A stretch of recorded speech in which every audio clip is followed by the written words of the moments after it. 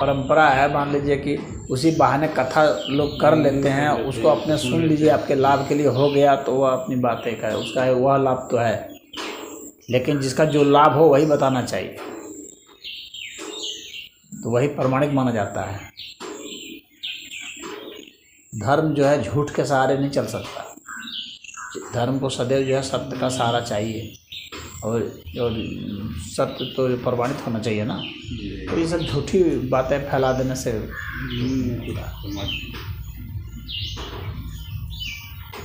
ब्राह्मणों को महाराज ये भी मान्यता है कि जिस पक्ष में आदमी की मृत्यु होती है उसी जो है नहीं, जिस तिथि में उसी तिथि में जो है कि पिंडदान करना चाहिए पितृ पक्ष में। मतलब जिस तिथि में मृत्यु होता है आदमी का, मतलब उसी तिथि में पितृपक्ष में जो है कि पिंडा पारा जाता है। ये भी मतलब तो उसके पीछे क्या कहते हैं, क्यों करना चाहिए उसी तिथि को? नहीं, मतलब ब्राह्मणों का मान्यता, मतलब यही लोग सामान्य लोग यही मतलब व्यस्त लोग करते हैं, मतलब नहीं वह तो मैं भी जान रहा हूँ कि उसकी वो, लेकिन उसके पीछे वो लॉजिक क्या देते हैं, तर्क क्या देते हैं, क्यों उसी दिन करना चाहिए? अब तो मान्यता है ब्राह्मण, बस लोग यही लोग मानते हैं कि पितृ पक्ष में ही जो है कि मतलब करना चाहिए था, ये जो है कि पिंडदान।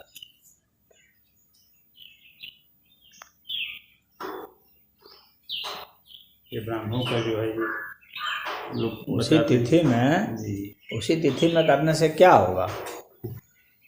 अलग तिथि में करने से क्या नुकसान हो जाएगा? उस तिथि के साथ उसका क्या जुड़ गया है, ये तो बताना पड़ेगा ना भाई। जैसे कोई मान लीजिए लोग जन्मदिन मनाते हैं ना, इस दिन हम जन्मे थे, लेकिन क्या वही दिन रह गया?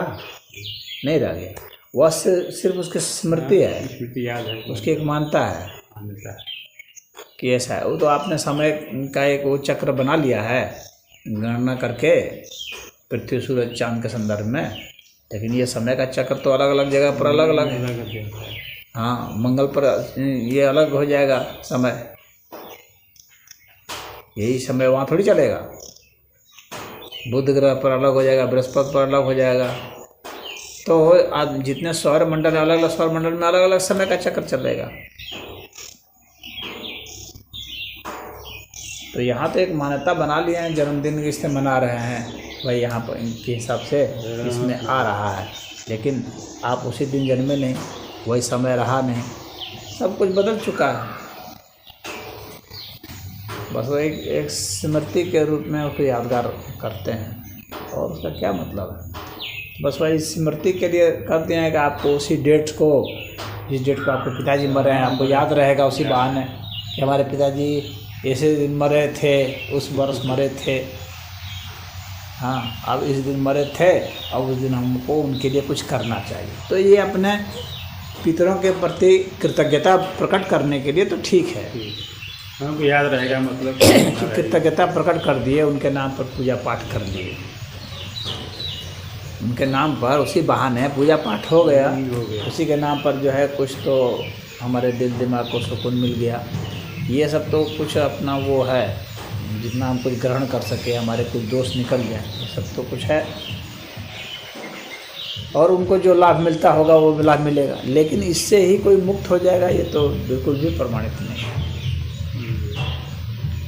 ये किसी भी एंगल से नहीं होता है। हाँ, ये आप कह सकते हैं, ये उनको कहना चाहिए कि इससे जो है आप में आध्यात्मिकता आएगी, आपके पुरखे जो हैं उनको भी लाभ मिलेगा, अन्य दूसरे लोग हैं उनको भी लाभ मिलेगा जो सुनेंगे। तो और उसमें भी कथा कम सुनाया जाए, उसमें सिद्धांत ज़्यादा सुनाया जाए तो ज़्यादा लाभ मिलेगा। कथा में सिद्धांत ज़्यादा सुनाया जाए तो ज़्यादा लाभ मिलेगा।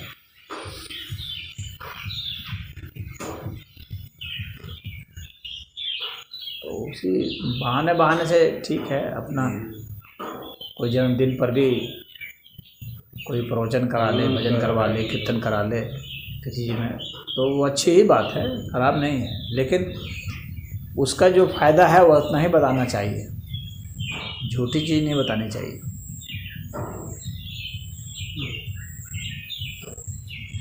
कैसे वो मुक्त हो गया, यहीं पर पंडित सब तो इतने खुदे कथा करते करते जिंदगी भर परेशान हो गए, वो खुदे मुक्त नहीं हो पाए। हाँ, रोज़ कथा ही कह रहे हैं, वो यहाँ आज हमारे यहाँ, कल तुम्हारे यहाँ, परसों उसके यहाँ, तो रोज़ तो वे खुद ही कथा कह रहे हैं, कहाँ वो मुक्त हुए हैं। उनमें उसी तरह से लोभ देखा जाता है, क्रोध देखा जाता है, उसी तरह से कामनाएं देखी जाती हैं, उसी तरह से वो झगड़ालू ईर्ष्यालू सब उसी तरह से है। तो उनमें तो कोई परिवर्तन आया नहीं। तो इतनी कथा करने के बाद जब तुम खुद नहीं मुक्त हुए, खुद ध्यानस्थ नहीं हुए, खुद योगस्थ नहीं हुए, तो कैसे फिर कहते हो कि कथा से ऐसे हो जाएगा? सोचने वाली बात है ना। जब तुम जिंदगी भर वही कथा की और नहीं मुक्त हुए, और तो उसको एक दिन में कैसे तुम मुक्त कर रहे हो भाई सुना के? तो इसलिए ये जो है प्रमाणिक नहीं है।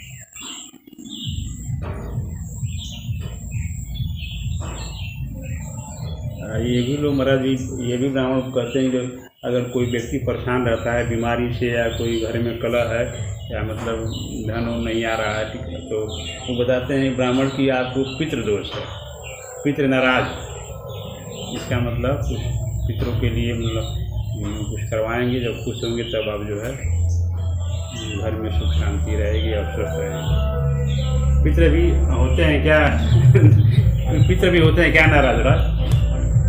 नाराज तो इस अस्तित्व में कोई भी हो जाएगा। ये पेड़ भी हम लोग से नाराज हो सकता है, नाराज तो कोई भी हो जाएगा। हमारे और उसके इंटरेस्ट में टकराव हो जाएगा, हमारी कामना और उसकी कामना में टक्कर हो जाएगी, तो नाराज़गी नहीं आ जाएगी? नाराज़गी तो आ जाएगी।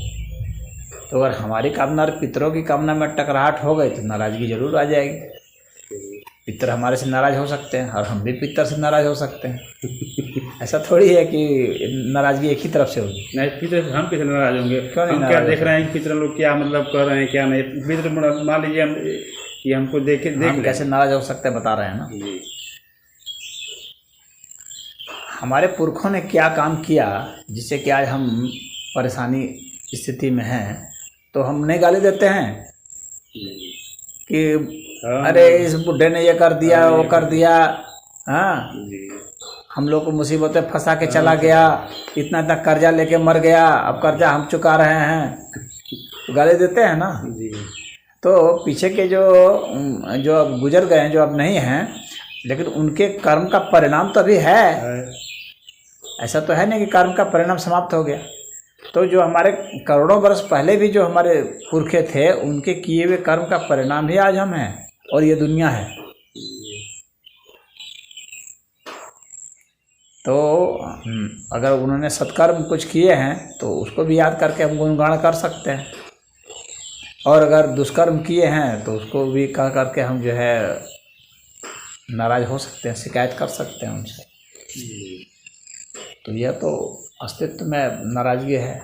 लेकिन सवाल ये उठता है कि जो व्यक्ति गुजर चुका है तो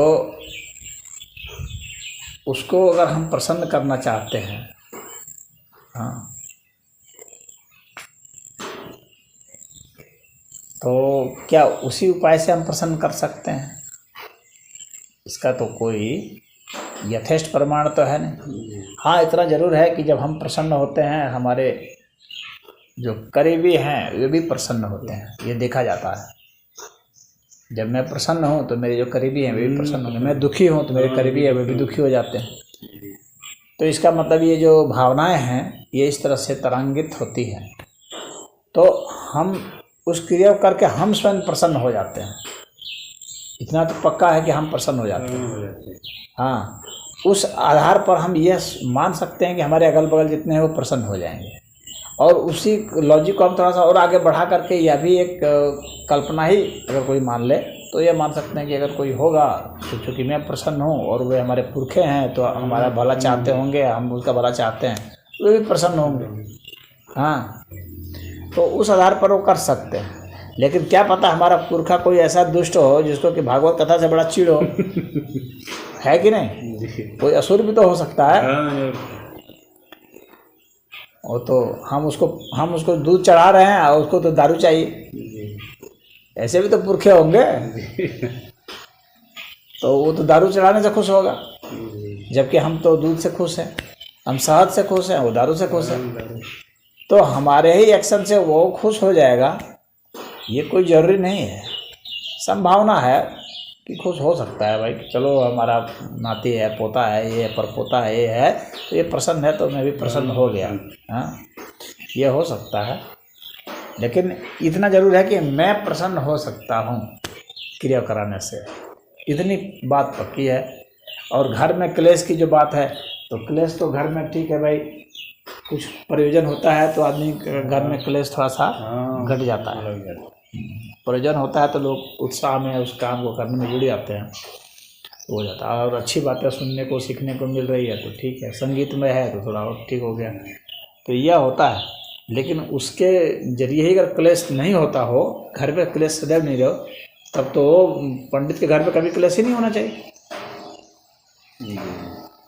तब तो जो पुरोहित है उसके घर में तो कभी नहीं होना चाहिए ना, नहीं होना चाहिए। परिणाम तो वहाँ भी देखा जाएगा ना, जो कराने वाला है उसके घर में कभी क्लेश हो रहा है कि नहीं हो रहा है। जब तुम रोज ही यही काम कर रहे हो तो तुम्हारे घर में थोड़ा भी क्लेश नहीं होना चाहिए, लेकिन तो तुम्हारे घर में तो क्लेश देखा जा रहा है।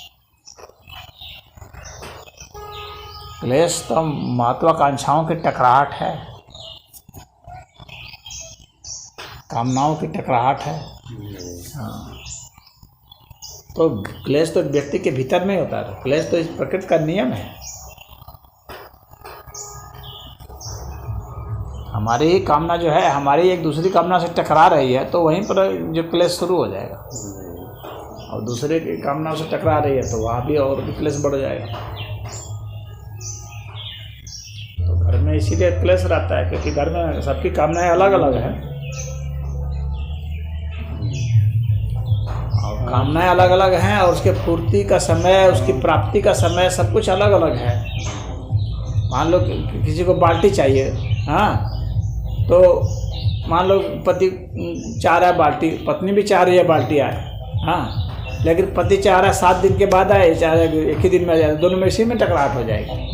टाइम को लेकर भी टकराहट हो जाएगी, उसी क्वालिटी को लेकर टकराहट हो जाएगी कि किसी को स्टील का चाहिए, किसी को प्लास्टिक का चाहिए, उसी में टकराहट हो जाएगी। किसी को बड़ा चाहिए, किसी को छोटा चाहिए, टकराहट हो जाएगी। इस कंपनी का चाहिए, उस कंपनी का चाहिए, टकराहट हो जाएगी। इस दुकानदार के यहाँ से खरीदना, उस दुकानदार के यहाँ से, उसी में टकराहट हो जाएगी। तो क्लेश तो आदमी का रहेगा, क्योंकि कामनाओं के स्तर बहुत भिन्न भिन्न हैं।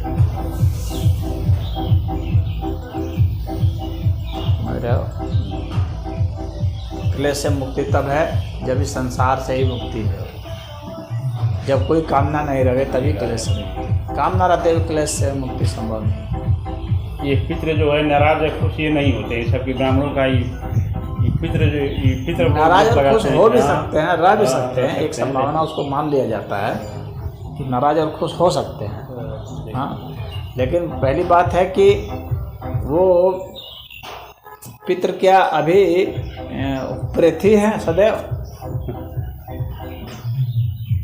अगर वो पितृ हैं तो क्या वो जन्म उनको नहीं ले लिए हैं?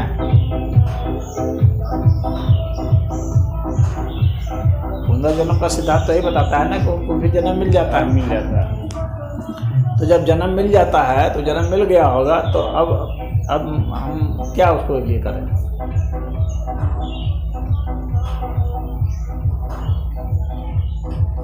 अब तो कोई जन्म पा गया है, तो जन्म पा गया है तो अब वो अपने कर्मों के हिसाब से, अपने विचार भाव के हिसाब से जन्म पाया है। अब हमारे कर्म से उसके कर्म के मैच करेगा तो क्या पता प्रसन्न हो, नहीं भी हो, दोनों बात हो सकती है।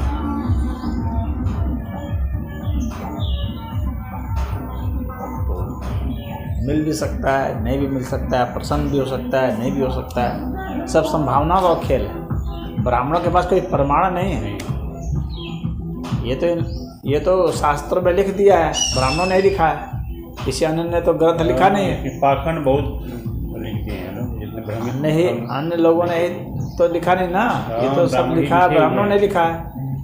तो उन्होंने लिखा, और उन्हीं के जो बच्चे हैं और उनके जो अनुयायी हैं वो उसको मान रहे हैं, चला रहे हैं।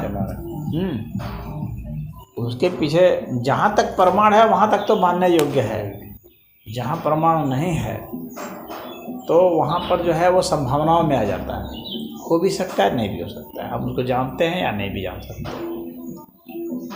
पुख्ता नहीं कहा जा सकता है। हाँ, इतना ज़रूर है कि आपने अपने घर में कथा वथा करा रहे हैं तो घर में जब जो लोग जिंदा हैं उनके लिए तो सुख शांति है, शांति है। हाँ, व्यवहार करेंगे उसको मिलेगा कि नहीं मिलेगा वो उसका तो ठोस प्रमाण कुछ नहीं है।